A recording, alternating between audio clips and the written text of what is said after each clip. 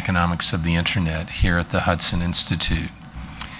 We're very fortunate to have with us today Senator Deb Fischer of Nebraska. Senator Fischer is the senior senator from Nebraska. She is also one of the great leaders of the U.S. Senate.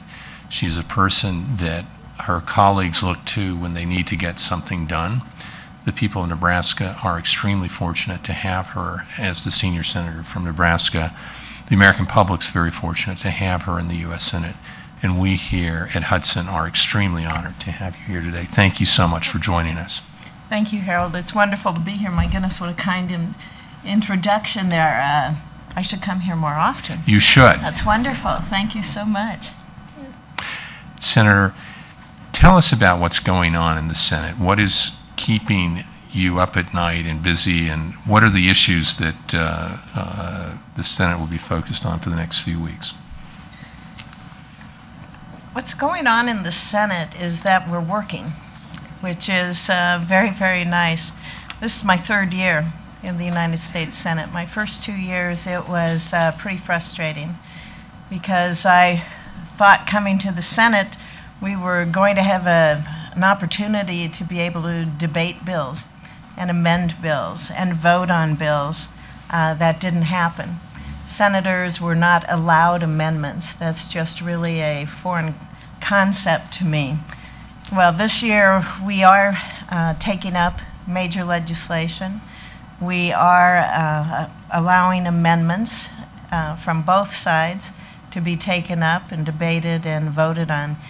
We've tackled some pretty big issues. We passed a balanced budget, and it's the first time in over a decade that we've passed a balanced budget.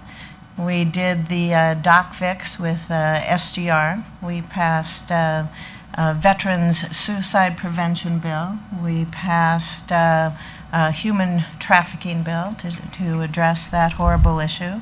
We passed the Keystone Pipeline. In fact, that was done early on in the Senate, and in that process, we took up and voted on more amendments in that 3-week period than we had during all of last year on just one bill. So the Senate's busy, the Senate's working. Hopefully we will continue to be able to do that, to get on bills that are important to the American people. You know, we passed the National Defense Authorization Act, the NDAA, and that bill has been passed for over 50 years in a bipartisan way. It's, I think, a very strong statement to the people of this country, to our military, and to our allies around the world, the priority that we put on national security. But even with that this year, it faced some bumps in the road, I guess you could say, in the committee process. But in the end, it did pass. It passed on a bipartisan basis. But that, I think, is an example of the challenges that we continue to face in the United States Senate, where it does take 60 votes in order to proceed to a bill and then to get off of the bill as well. So you have to work together. What are we looking at in the future? Well, we will take up the highway bill and hopefully get that done this week. I'm on 2 committees that deal with our highway reauthorization. One, of course, is the Commerce Committee, which deals with many of the safety aspects, and the other is the Environment and Public Works Committee, which does the reauthorization for the highway bill. So we'll be taking that up. I'm looking forward to it. I'm hopeful that we're going to continue to work together in order to get this accomplished. You know, we've shown we can do it on some major legislation, whether it's NDAA or the education bill that we passed last week. So, you know, we'll continue to work in that manner. When we come back, we have to do appropriations bills. We need to address cybersecurity. Those are big issues. There's a lot to be done, but I hope we can do it. Senator, the U.S. Senate for certainly much of the past decade has not been known as a place of a great deal of, shall we say, collegiality and bipartisanship. And yet over the past, in your brief tenure as a senator, you have co-sponsored, I believe it's 83 pieces of legislation, many of those with Democrats. You succeeded in having one of the few pieces of legislation passed last year in 2014. Even the local Lincoln, Nebraska newspaper, which I gather is not exactly very kind to Republicans, recently had a column saying very nice things about you.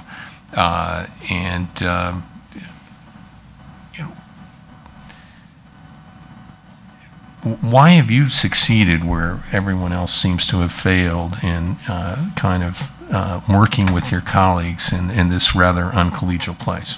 Is this something special about being from Nebraska? Or special about me? Or no. special about you? No.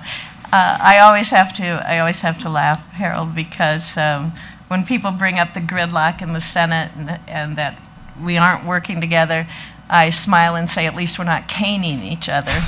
You know, that has been part of the Senate's history. I think we do get along, but we represent different parts of a polarized nation. And when we are so polarized as a country, that is reflected in the United States Senate.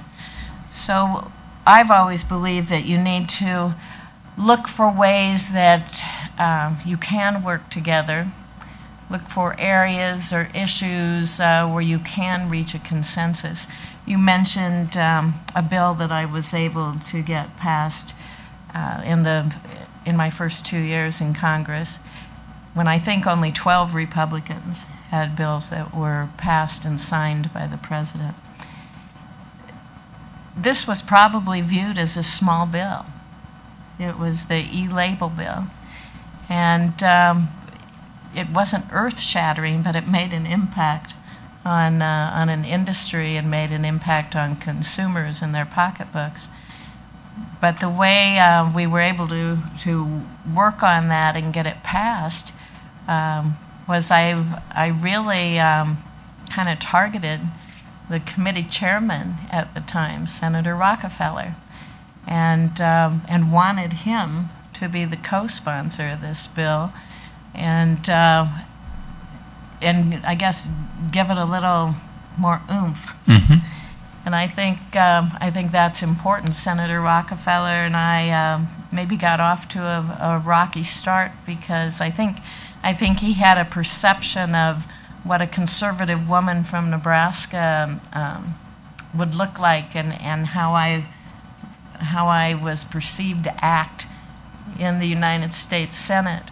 And I really made a concerted effort to work with him and work on him in order to develop a relationship where we could work together on a bill. That was a goal. My legislative aide, Josh Lynch, who's here today, he offered me that bill a couple times, and I kept turning it down.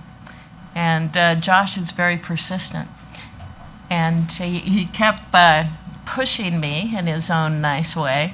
And I finally said, okay, I'll do it. You know, we'll work on this. And so with some good positive guidance from staff at the beginning there, we laid out a plan and it worked. I try to do that on most of the legislation that I have. But there's going to be bills that I'm not going to find a Democrat to get on. You know, I represent Nebraska. I represent a pretty conservative state, and I am a pretty conservative person who believes in limited government. So there's going to be issues that we're not going to be able to reach any kind of consensus, but we'll continue to look for those issues where we can. You've made a mark for yourself on these e-commerce issues. Last year was the e-label. This year you have your e-warranty bill. Tell us about where you think e-commerce is going and what role federal law has to do to help it. Oh gosh, I have no idea where it's going. It's developing so quickly and reaching across not just the United States but globally that that I think it's going to be very difficult for government to even try to step in a role here. And I think that's really important that we recognize that fact, because of how quickly technology changes. I don't believe we benefit as a country. We certainly don't benefit as individuals, as consumers, as small business owners, when government starts putting regulations on issues that they really don't have an understanding about yet. That's one of my biggest fears when it comes to commerce and how we're going to grow the economy, is that government may be stepping in, and a number of agencies may be stepping in with regulations where they aren't needed and where they'll stifle innovation. I take it there have probably been some recent examples of federal agencies overstepping the bounds of what you think would be helpful for the internet? Well, that's the big concern, especially with the Internet of Things. That's a big concern there. When you look at health IT, we had a bill on health IT to, again, encourage innovation, encourage entrepreneurship, but also recognizing the fact that government does have a role in protecting consumers, but it should address the true concerns that are out there. When you have low-risk health IT like Fitbits, should it take 18 months to get approval on a device like that? We're seeing such growth in these health IT apps that they're out of date by the time you can get the approval for the regulations. Now, when it comes to things like MRIs or CAT scans, of course, the government plays a role in that. But I'm more of the side where I believe that government needs to step back, or we are not going to be competitive in the global market.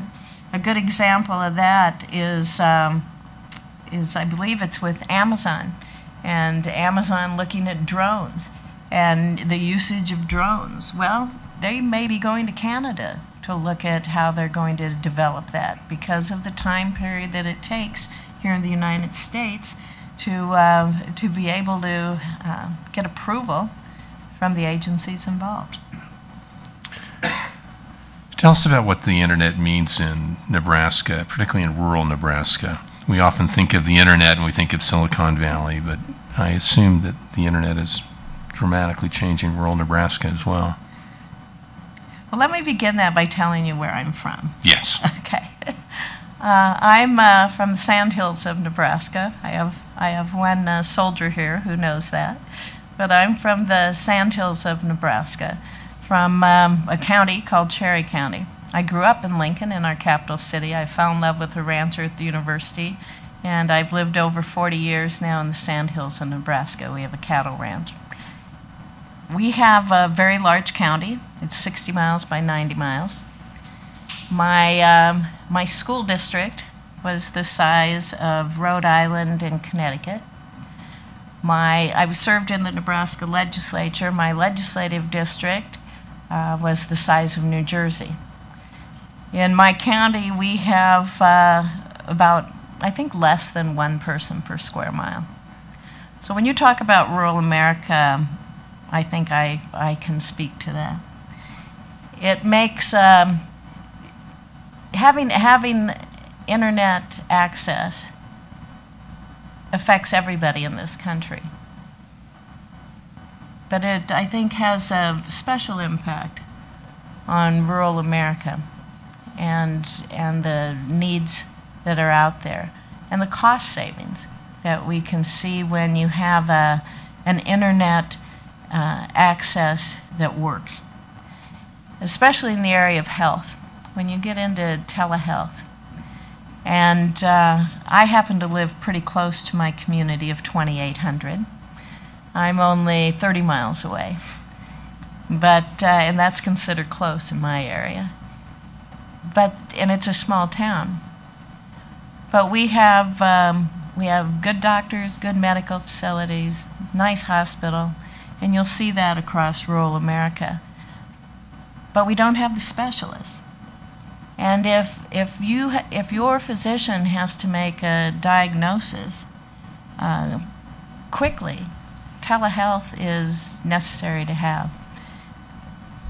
I happen to believe that people want to live in rural America. We see a number of, especially young families with kids, moving back to rural areas because of the lifestyle, the quality of life that's there, the education that their children are able to receive from public schools. There's so many great things that rural areas offer.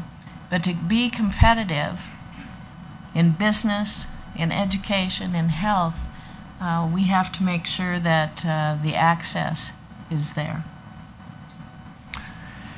And how is internet access in rural Nebraska now? How is that going? You served in the Nebraska legislature, and as I understand it, one of your many accomplishments there was on the State Universal Service Fund. How are things going in rural Nebraska in terms of internet access? We're really fortunate in Nebraska with the access that we have. Nebraska stepped up early with the '96 Telecommunications Act and established a state universal service fund, which we believed was a requirement of the law for all states to do. And we have been very fortunate in having that access available. But you're always going to find areas where it's difficult and it's costly to be able to have that access. Even with the satellite access that we have in my area, it's a little slower than I've gotten used to here in Washington.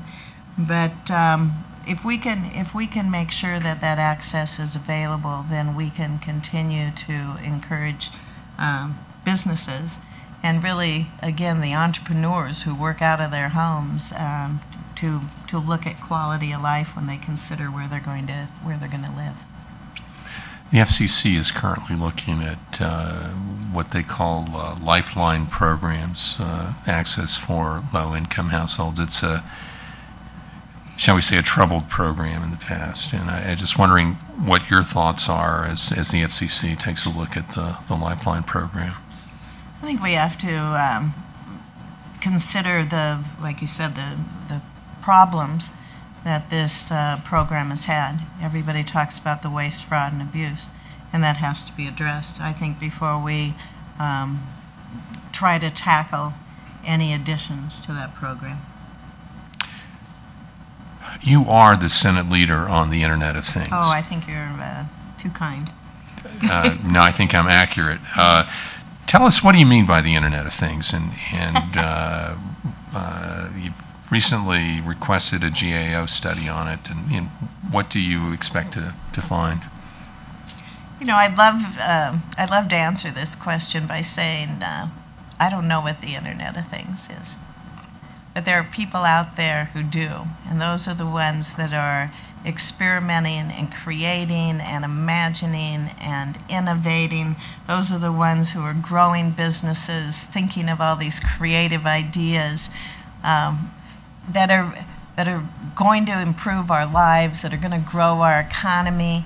It all has to do with connectivity and what we're going to be able to do in the future and how that's going to make our lives easier, how it's going to change our lives, hopefully for the better, as we move forward.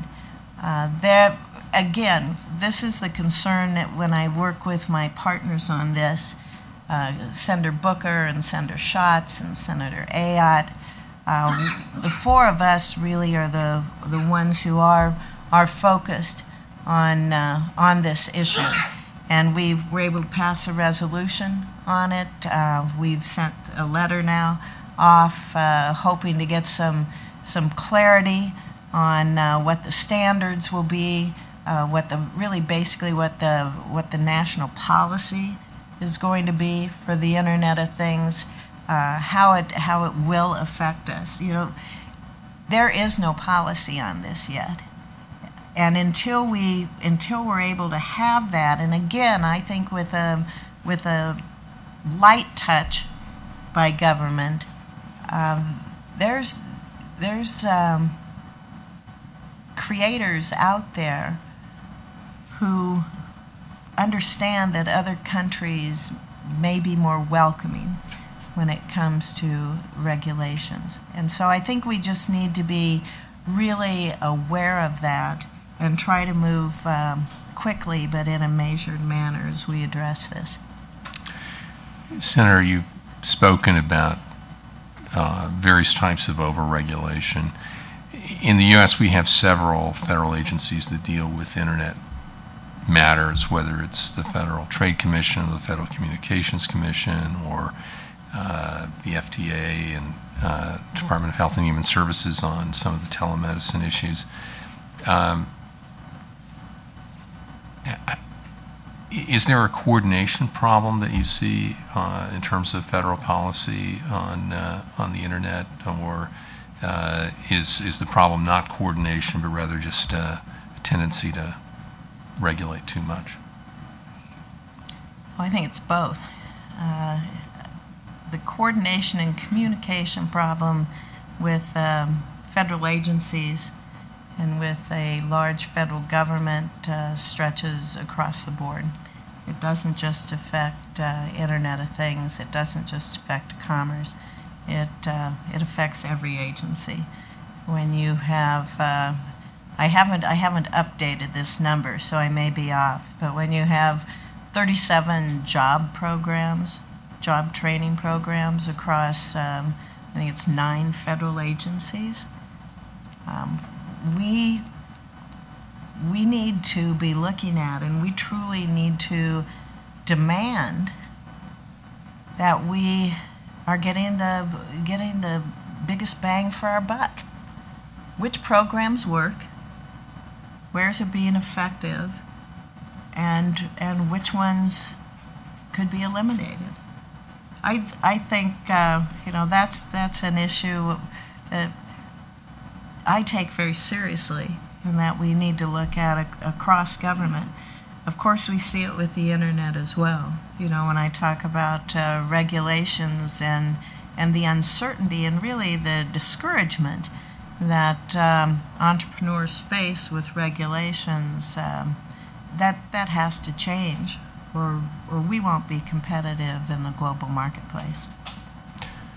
Senator, is anyone right now doing that type of trade-off, either in the U.S. Senate or anywhere in the federal government, the sort of trade-off about which programs are needed and which may not be needed anymore? Well, if we went through an appropriations process in regular order, we would be able to have those discussions. As it is, I find it very frustrating that we aren't able to do that. The Appropriations Committee, they are doing their work. They are sending their bills out of committee, but we have tried to address one on the floor. After we did the National Defense Authorization Act, the next step we took on the agenda was to take up the appropriations bill for the Department of Defense to pay for what we authorized. We were not successful in getting the 60 votes to get on that bill. I believe that as Republicans we will be putting that appropriations bill up again to see if we can get on that bill.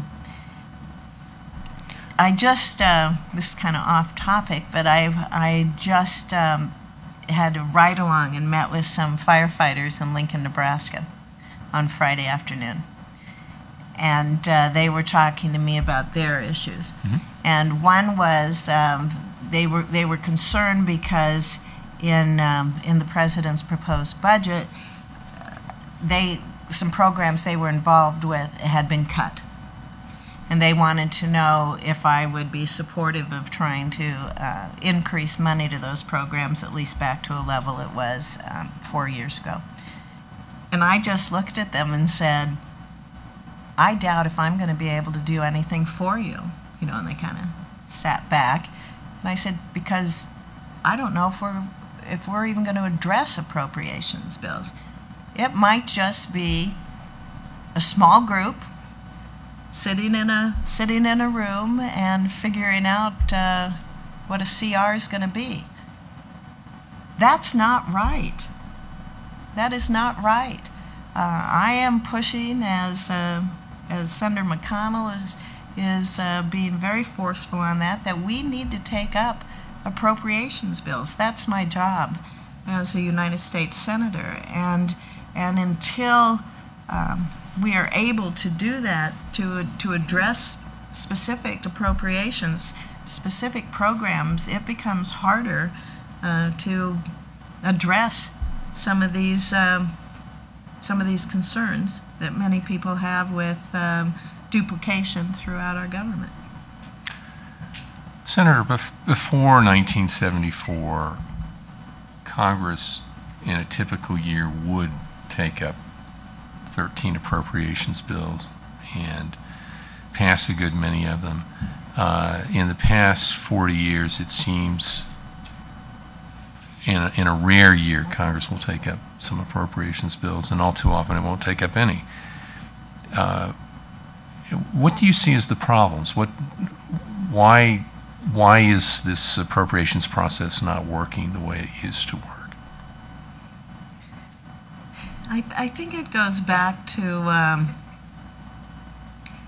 how polarized our country is, but also how political many have become. Instead of looking at policy, many members and the administration weigh the politics that's involved in it as well. You want an open and transparent government, but when you have cameras rolling 24/7 and people looking for sound bites to get on the news, trying to get out press releases all the time, going on the Sunday shows, I don't believe that's always helpful for a serious policy discussion. And I think it tends to really put out more misinformation for people. The internet's a great thing.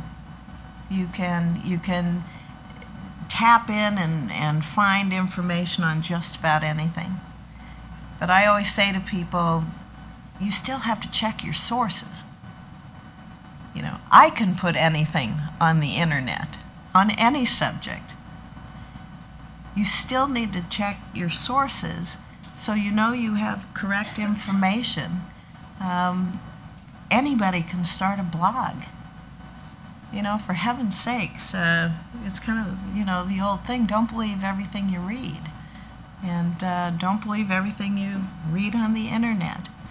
We still have a responsibility as individuals to make sure that we are informed and that we have accurate information. Senator, it was recently revealed that over 20 million personnel files at the Office of Personnel Management were violated.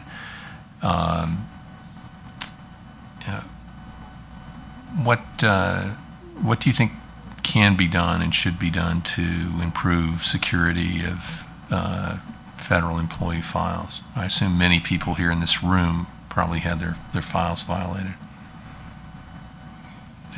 We need to have policies, first of all, on cybersecurity and truly what an attack, a cyber attack, would mean. We don't have those policies right now. When you have an attack such as the one you mentioned, all attacks are serious. But when you have an attack like the one you mentioned, there are, depending on how information is used and gathered, this can truly affect somebody's life or death. When we see that information that was possibly gathered. Many more millions were impacted when businesses are hacked. But again, it comes back to what's the policy of this country? Are we going to take up a cybersecurity bill? I hope so. Are we going to allow businesses to share information with each other and with government without fear of liability concerns? Are we going to make a decision on the seriousness of an attack? Are we going to differentiate between attacks by somebody in their basement, or by organized crime, or by another country? You know, there's different levels. Are we going to look at attacks where information is gathered on the internet? Are we going to treat those differently than attacks on operation facilities, on infrastructure? I mean, these, and again, and what is our response to each of those? As a country, what would be our response to each of those? We need to have a policy on that. And I don't see that we're moving very quickly in a direction where we can take all of those considerations, put them in mind on what our response would be. Would our response be similar in policy to what we have with regards to our nuclear deterrent? Would it be different for an attack on a financial institution to an attack on infrastructure? Do we look at deaths of Americans when we measure a response, or is total disruption of their lives considered in the same way? You know, there's so much out there that I think we need to get started on in having discussions and having really discussions between Congress and the administration. Senator, on those issues, several of the attacks in recent years have, at least according to press accounts, been traced back to governmental entities around the world. And while there have been various discussions about greater protection here at home, I agree with you. I don't recall a lot of discussion about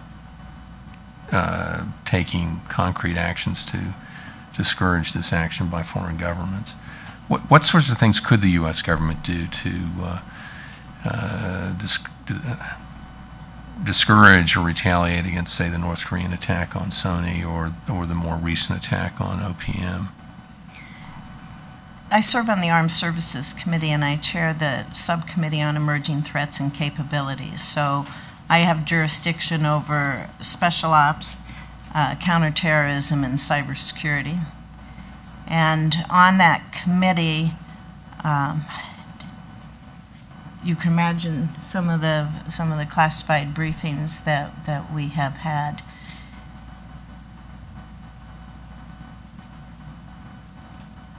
again, I think this goes to what should our policy be? You know, there are a number of nations out there who are getting better at attacking and infiltrating systems here in this country. We are very good at what we do. We are very good at what we do. But there are other countries who are constantly working to get better. The Russians are very good at what they do. The Chinese are as well. Iran and North Korea continue to get better.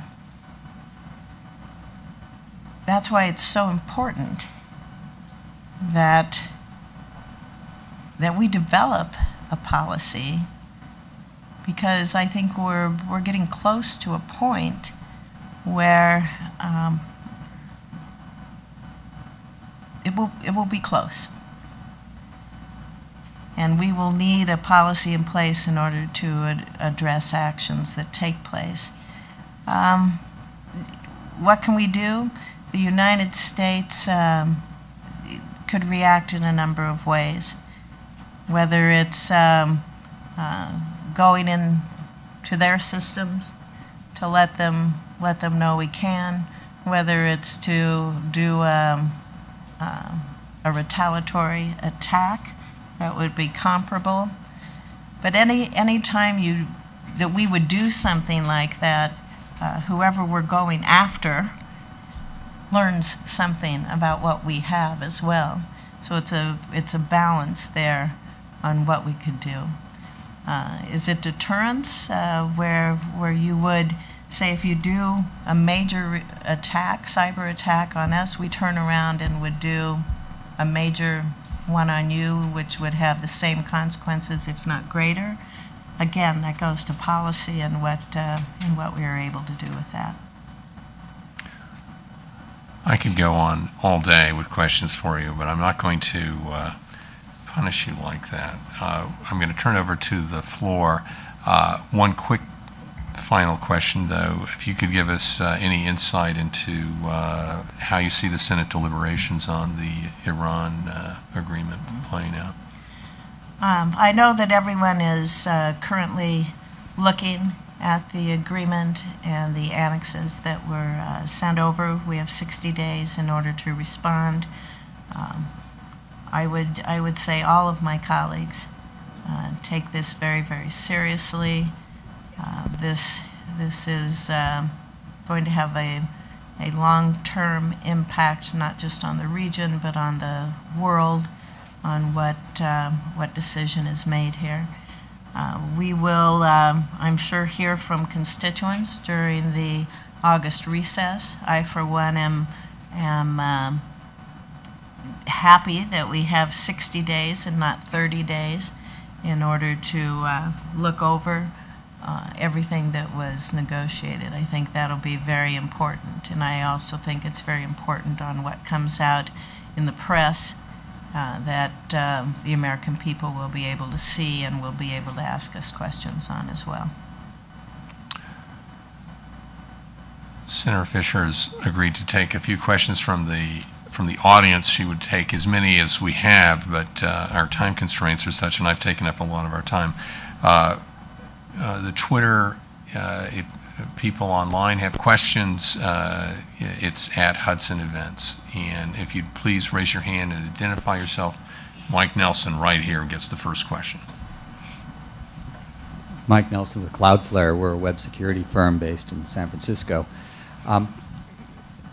When you listen to some of the senators, one thing you often hear in discussions of appropriations is the agencies are spending too much money on travel, particularly international travel. This is often a hot button issue, and yet many of the agencies you oversee at Commerce, FCC, FTC, and NTIA, and NIST, are doing some incredibly important work overseas. They're helping other countries understand how not to regulate. They're helping them understand cybersecurity. They're helping them understand the Internet of Things. And yet, we see these draconian cuts in travel budgets that's making it impossible for the U.S. to be at some of the meetings where we need to be. Is there any way to convince the average voter that sending a bureaucrat to Paris or Geneva or Tokyo is a good idea? Well, you haven't heard that from me, that all travel should be cut. You bring up very good points. You know, we can do a lot over the internet, but you can't ever, I believe, you can't ever replace face-to-face discussion with your peers. I don't think you can ever replace experiencing truly what is happening in another area of the world by watching it on TV.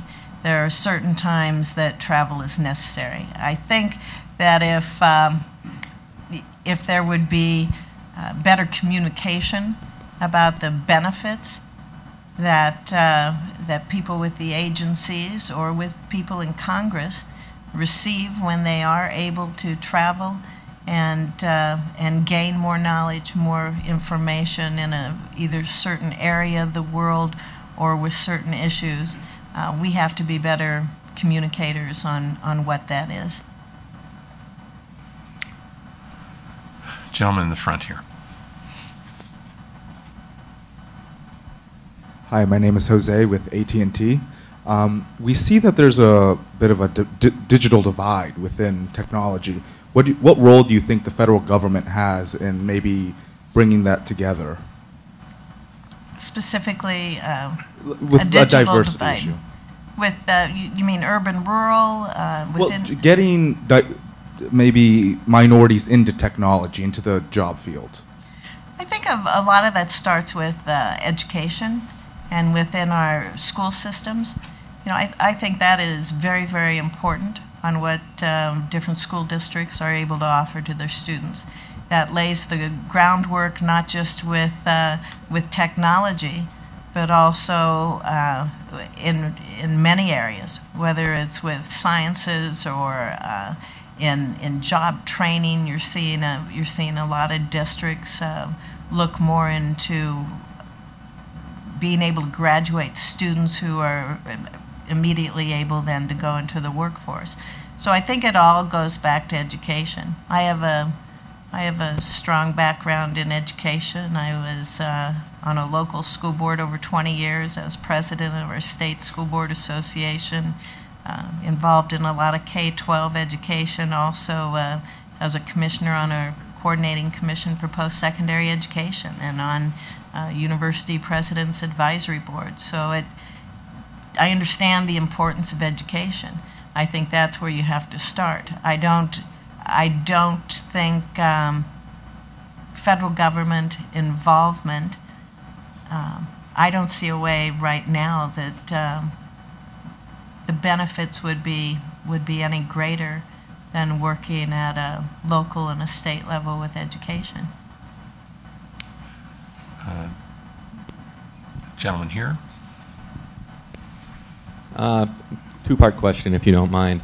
Number one, the House last month passed the Permanent Internet Tax Freedom Act, and some in the Senate, most notably Senator Enzi, want to attach the Marketplace Fairness Act to that, which is a sales tax for the Internet. Do you support that, or would you support considering them both on their own merits? And the second question is, with net neutrality passing in February, there's been discussion by some, most notably Ajit Pai in the FCC and Lee Goodman on the FEC, about the potential to regulate content on the Internet, perhaps by subjecting sites like the Drudge Report to FEC disclosure requirements. Do you see that as something that is a possibility for the future, or do you think that's overblown? Thank you. First of all, I think the less regulated the Internet is, the better. We've seen tremendous growth and opportunities, also challenges out there because of the setup that we have with the Internet now. when we look at cybersecurity, would we have wanted the internet designed and built like it is now? No, because it makes it much less secure. But I think we can deal with cybersecurity issues. But once you start clamping down and really regulating the internet, it would be hard to turn that around, I think. Your question about putting bills together, basically putting bills together, and how do I feel about that? I think it's always good to have standalone bills so you can address an issue. When you start throwing things in and have Christmas tree bills, you may be able to garner more votes, but it makes it I think more difficult to justify your votes to your constituents, because there's issues out there that I may feel very, very strongly about, pro or con, but when you're able to put something else with it, that muddies the waters. It muddies the waters.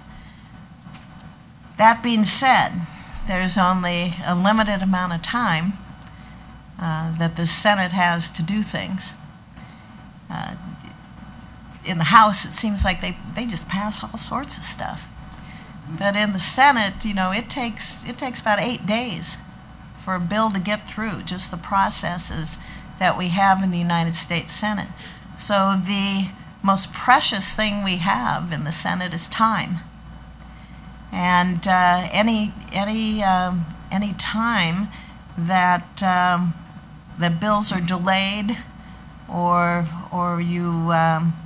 you're seeing, I like to call them bumps in the road, and in trying to work together on bills, you've used up that precious time, which means if you're really going to get action done on a lot of these issues, you have to put them together. I promised Senator Fischer I would get you out of here by 10 till 1, and I aim to do that. I know there's a gentleman here who had a question for you. I hope he can catch you in the hall as you leave. But please do join me in thanking Senator Fischer for just an extraordinary Thank you. It's been very nice.